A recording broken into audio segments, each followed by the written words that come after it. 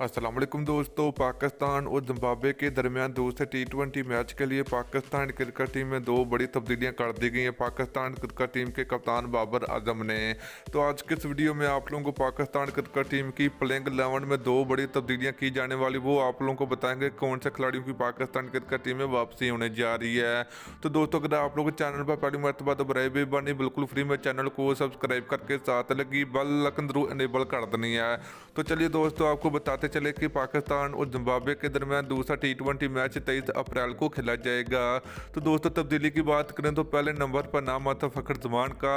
तो दोस्तों फ़खर जमान को दूसरे टी20 मैच के लिए आराम दिया जाएगा। तो इनकी जगह पर आप लोगों को खेलते हुए नजर आएंगे शर्जील खान।